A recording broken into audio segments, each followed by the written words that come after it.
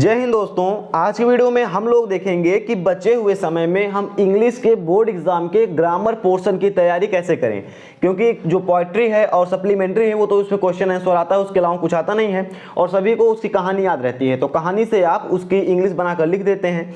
लेकिन जो ग्रामर है इसमें आपसे कुछ क्वेश्चंस आते हैं, उनको आपको आंसर करने के लिए बोला जाता है।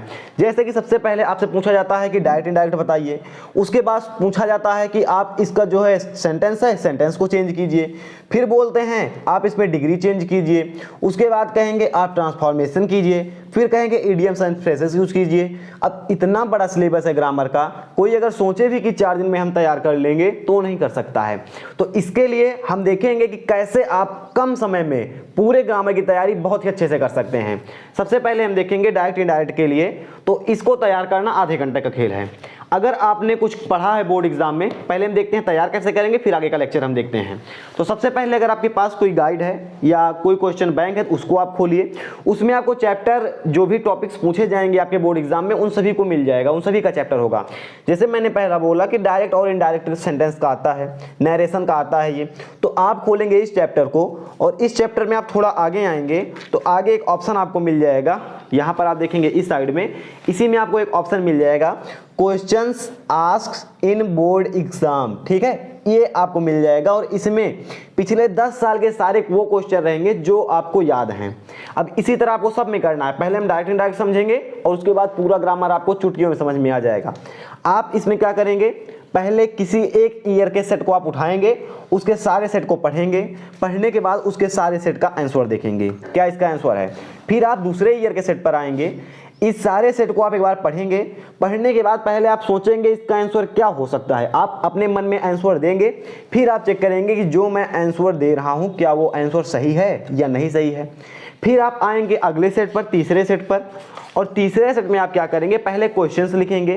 क्वेश्चंस लिखने के बाद यानी कि जैसे the teacher said what an intelligent boy I am, आप ऐसे इस क्वेश्चन को लिखेंगे। फिर आप इसका इनडायरेक्ट खुद से बनाएंगे और उसके बाद आप चेक करेंगे कि जो मैंने इनडायरेक्ट अपनी कॉपी में बनाकर लिखा है क्या वह इनडायरेक्ट सही है या नहीं, ये आप चेक करेंगे। 3 स्टेप्स हैं, तीनों स्टेप को आप फॉलो करेंगे, उसके बाद जितने भी सेट हैं अपने आप आपको आ जाएंगे। इसको आप कॉपी में लिखकर चेक करेंगे और उसके बाद केवल ये चौथा सेट पढ़ेंगे। अगर इतने में आपको नहीं आ रहा है तो समझ लीजिए आपने साल भर कुछ नहीं पढ़ा है। अगर आप कुछ पढ़े होंगे अपने ग्रामर पोर्शन में तो ये 4 सेट में आपको कुछ ना कुछ आ जाएगा और 2 क्वेश्चन जो आएंगे बोर्ड एग्जाम में आप उनको करके चले जाएंगे। ये पहला था डायरेक्ट इनडायरेक्ट के लिए। ऐसे ही आप देखेंगे तो अगला आएगा आपका सिंथेसिस के लिए पेपर, सेम इसी तरह आएगा। अगला है हमारा सिंथेसिस के लिए, तो आप ऐसे आगे आएंगे, चैप्टर को आप चेंज करेंगे और आपको दिख जाएगा सिंथेसिस, अगला चैप्टर दिख जाएगा। इसमें भी कुछ नहीं करना है, केवल आगे आना है। जैसे इसमें रूल वगैरह दिए गए हैं, आपके पास टाइम बहुत ही कम है और अगर आप इसमें कॉन्सेप्ट को समझेंगे तो आप खत्म हो जाएंगे। आपको केवल प्रैक्टिस करना है और आपने ये चीज़ सुना होगा, practice makes a man perfect. तो आपको प्रैक्टिस करना है, प्रैक्टिस से अपने आंसर को परफेक्ट बनाना है। उतना आप करेंगे आपका काम चल जाएगा। कॉन्सेप्ट समझने का टाइम जा चुका है, ये आप हमारी बात को समझिए। अब आप केवल प्रैक्टिस कीजिए। आप आएंगे सिंथेसिस वाले क्वेश्चन पर, इसमें भी आएंगे कहाँ पर, एक ऑप्शन आपको मिल जाएगा questions asked in board exam, ऐसा मिल जाएगा। इसमें भी क्या करना है, पहले सेट को पढ़ना है, उसका आंसर देखना है, उसके बाद दूसरे सेट पर आना है, दूसरे सेट को पढ़ना है, मन में उसका आंसर, जैसे कि she is very clever, nobody can before her. ठीक है, सिंपल में बदलना है। अब आप सोचेंगे, पहला आपने क्वेश्चन पढ़ा, अब आप सोचेंगे इसका आंसर ये हो सकता है, अपने मन में आंसर देंगे। फिर आप देखेंगे कि क्या मैंने जो आंसर दिया है वो सही है या नहीं सही है। फिर आप तीसरे सेट पर आएंगे, सभी क्वेश्चन हल करने के बाद तीसरे सेट में आप पहले क्वेश्चन को पढ़ेंगे, फिर अपनी कॉपी में आंसर डालेंगे और उस आंसर को अपनी कॉपी में लिखेंगे। फिर आप मैच करेंगे कि क्या ये आंसर सही है जो मैंने आंसर दिया है।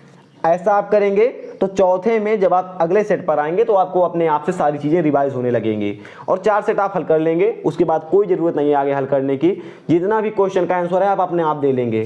ठीक है, ऐसे ही आप आगे आएंगे, पेज पलटते जाएंगे, क्योंकि गाइड का यही काम है कि आपको गाइड करना। आप जैसे आप ट्रांसफॉर्मेशन आ गया, तीसरे पर आपको ट्रांसफॉर्मेशन पूछा जाएगा। ट्रांसफॉर्मेशन पर आएंगे और यहाँ पर भी आप देखेंगे questions asked in board exam ऐसा मिल जाएगा।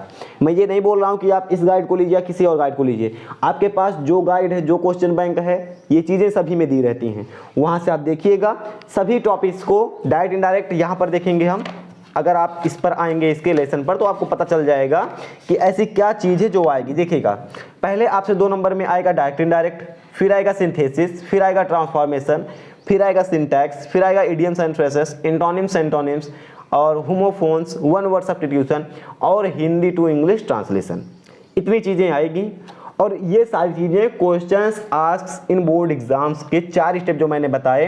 पहला स्टेप हमने बताया कि आपको पढ़ना है, पहले क्वेश्चन पढ़ना है, फिर आंसर पढ़ना है। फिर हमने दूसरा स्टेप बताया क्वेश्चन पढ़ना है, क्वेश्चन का आंसर मन में सोचना है, फिर आंसर देखना है। तीसरा स्टेप हमने बताया क्वेश्चन आपको पढ़ना है, क्वेश्चन का आंसर आपको अपनी कॉपी में लिखना है, फिर आंसर को कॉपी से मैच कराना है। और तीसरा आप कर लेंगे। चौथा में हमने बताया कि आप एकदम परफेक्ट बन जाएंगे, कोई दिक्कत नहीं पड़ेगी आपको इन 9 टॉपिक के अपने बोर्ड एग्जाम में, अगर इन चारों को फॉलो करेंगे तो। इसमें एक अपवाद भी है। अपवाद ये है कि जैसे कि अगर आप इसमें क्वेश्चन देखेंगे तो इसमें 14 क्वेश्चन पूछे गए हैं पहले सेट में 2020 में, तो हो सकता है आंसर में 14 में कोई 1 या 2 आंसर आपको इस गाइड में गलत दिया हो। ऐसा होता है, मैंने इसमें फील किया है। और एक ही गाइड नहीं, मैंने कई सारी जितने गाइडें आती हैं सभी गाइडों को देखा है, 1 से 2 आंसर उसमें गलत कर देते हैं बोर्ड में।